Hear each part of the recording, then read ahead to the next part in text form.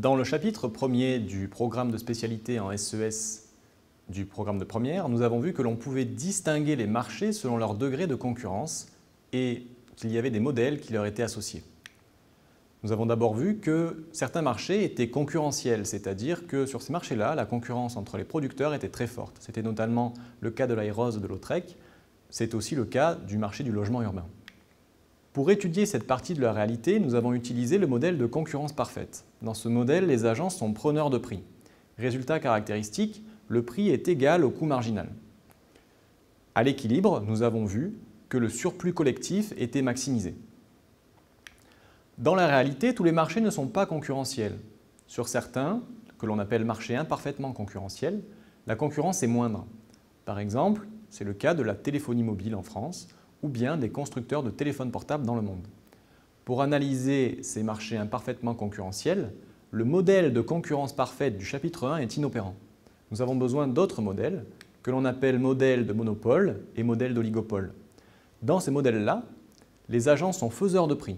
Ils disposent d'un pouvoir de marché, c'est-à-dire que le prix qu'ils vont instaurer est supérieur au prix qui résulterait de la concurrence.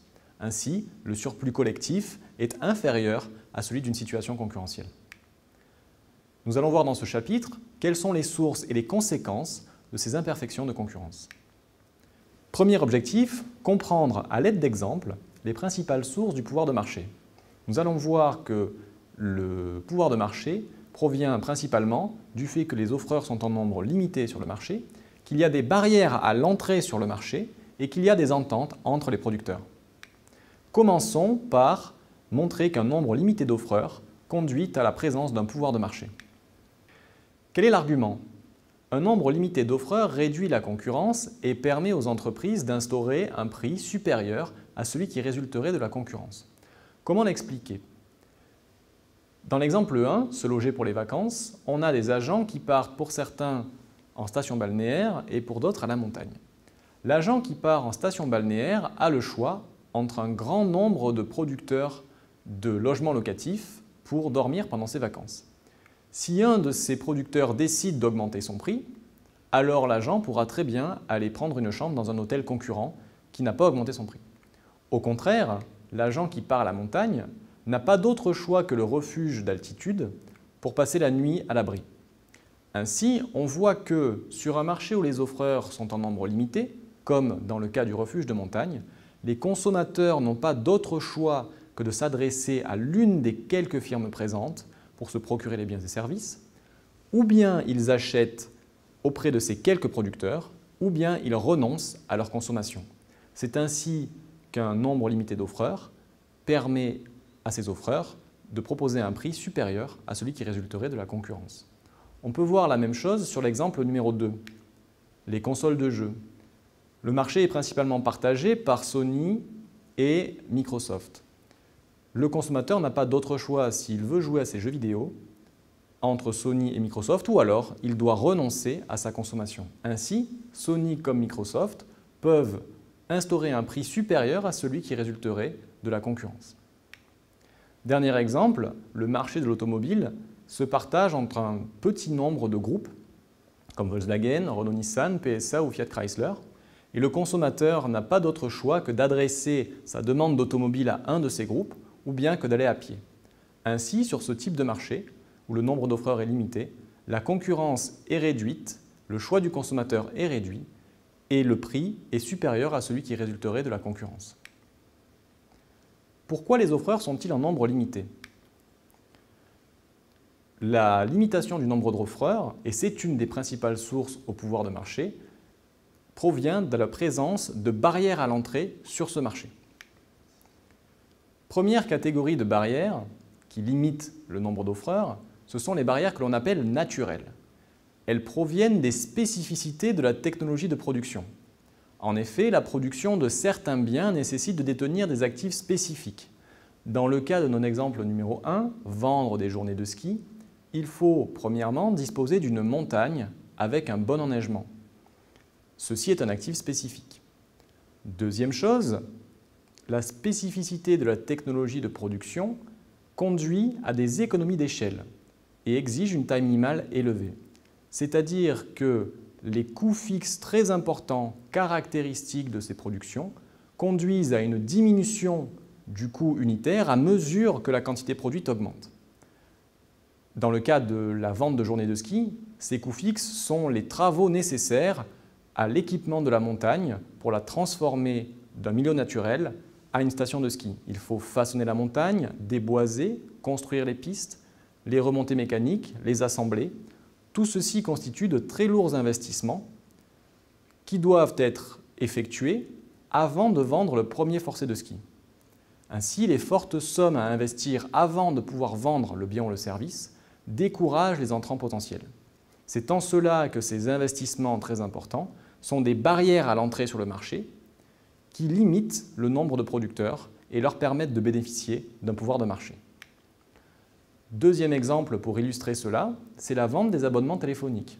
Là encore, il faut disposer d'un actif spécifique que sont les fréquences d'ondes radioélectriques qui permettent de transmettre les informations.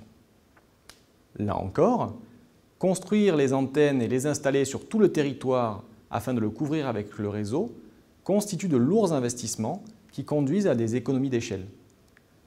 Disposer des fréquences, tout comme des antennes, doit être effectué avant de pouvoir vendre le premier abonnement téléphonique. Ainsi, encore une fois, les fortes sommes à investir avant de pouvoir vendre le bien ou le service découragent les entrants potentiels, ce qui limite le nombre d'offreurs et leur permet de bénéficier d'un pouvoir de marché. L'exemple des abonnements téléphoniques est intéressant à plusieurs titres. En effet, celui-ci cumule les types de barrières. On vient de voir que les abonnements téléphoniques sur ce marché-là présentaient des barrières naturelles. Abordons à présent le fait qu'ils présentent des barrières réglementaires. Une barrière réglementaire limite le nombre d'offreurs et leur permet d'instaurer un prix supérieur à celui qui résulterait de la concurrence. Que sont ces barrières ? Pour cela, il faut comprendre que la production de certains biens nécessite qu'une autorisation soit accordée par l'État. Sans cette autorisation, la production est interdite. Ne pas détenir l'autorisation est donc une barrière réglementaire pour entrer sur ce marché. Par exemple, les licences pour le taxi, les fréquences radioélectriques pour le marché de la téléphonie mobile, les autorisations d'installation pour les grandes surfaces en périphérie des villes, les brevets qui conditionnent l'accès à une technologie, etc., sont autant de barrières qui limitent l'entrée de producteurs sur les marchés, donc limitent la concurrence, et donc permet aux offreurs déjà présents de bénéficier d'un pouvoir de marché. L'exemple des abonnements téléphoniques en détail révèle qu'il faut disposer des fréquences d'ondes radioélectriques et ces fréquences sont accordées par l'État sur autorisation par une agence qui s'appelle l'ARCEP.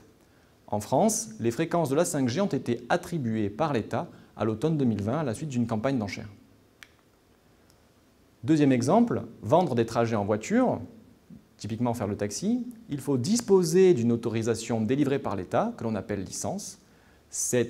Le nombre d'autorisations conditionne exactement le nombre de taxis, ce qui limite finalement le nombre de taxis par consommateur.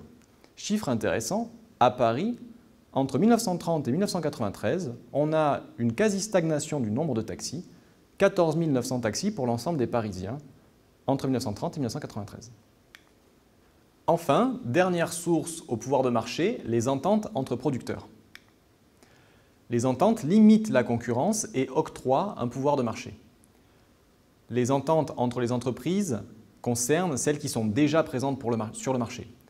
Elles vont s'entendre pour limiter la quantité produite, augmenter leur prix, ce qui va leur permettre d'instaurer un prix supérieur à celui qui résulterait de la concurrence. Deuxième élément, l'attitude des joueurs essentiels, c'est-à-dire les entreprises qui disposent des plus grosses parts de marché, peut décourager des producteurs potentiels d'entrer sur le marché. Par exemple, voyant un concurrent potentiel s'approcher du marché, ces joueurs essentiels peuvent décider de baisser leur prix en dessous du seuil de rentabilité de leur concurrent potentiel afin de lui faire anticiper des pertes et le décourager d'entrer. Résultat, la concurrence est limitée et le prix est supérieur à celui qui résulterait d'une situation concurrentielle. Nous verrons plus en détail les ententes aux objectifs 4 et 5 avec les ententes et la politique de la concurrence. Pour résumer cet objectif numéro 1, nous avons vu que les principales sources au pouvoir de marché proviennent de la présence de barrières à l'entrée, que ce soit des barrières naturelles liées à la technologie de production, des barrières réglementaires liées à des autorisations délivrées par l'État dont l'absence empêche de produire, et enfin des ententes entre les producteurs déjà présents sur ce marché. Ces sources au pouvoir de marché limitent le nombre d'offreurs, réduisent la concurrence, ce qui conduit les producteurs présents à proposer un prix supérieur au prix qui résulterait de la concurrence. C'est cela que l'on a appelé le pouvoir de marché. À partir de cela, on peut dresser une typologie et faire correspondre des types de concurrence caractérisés par un nombre d'offreurs avec la force du pouvoir de marché. Sur la première ligne, on voit que la concurrence parfaite, dans laquelle le nombre d'offreurs est très grand, conduit à un pouvoir de marché nul. L'oligopole, où le nombre d'offreurs est faible, conduit à un pouvoir de marché partiel. Enfin, pour le monopole, où il n'y a qu'un seul offreur, le pouvoir de marché est grand.